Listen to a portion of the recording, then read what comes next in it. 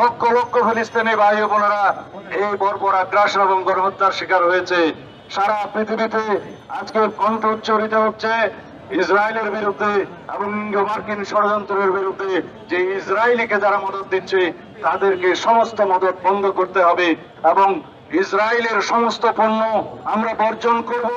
তার মানে এই না যে আমরা কোনো ব্যবসায়িক প্রতিষ্ঠানে হামলা করব।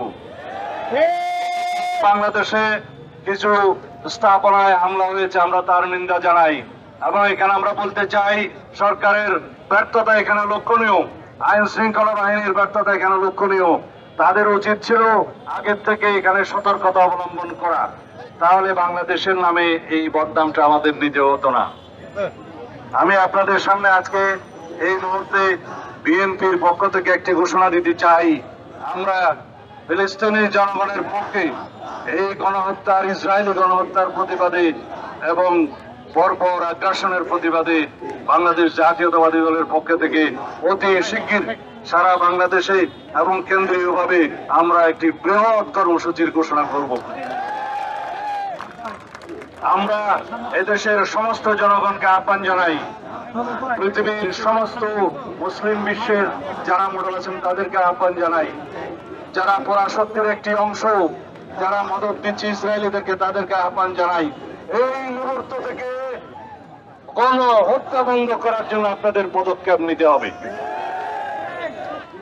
জাতিসংঘের ভূমিকা প্রশ্নবিদ্ধ, কিন্তু ইসরায়েলিরা কখনো জাতিসংঘের কোন রেজলিউশনের প্রতি সম্মান দেখায়নি। এই ইসরায়েলি সরকার জাতিসংঘের কোন নির্দেশনা, কোন অনুশাসন আজ পর্যন্ত মানেনি।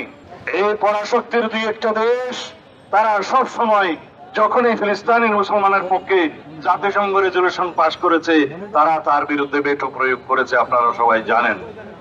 তার মানে হচ্ছে ইসরায়েলের মদতদাতা এই কয়েকটি পরাশক্তিকে তাদের ভূমিকা নিয়ে সারা বিশ্বের মানুষের কাছে জবাবদিহি করতে হবে।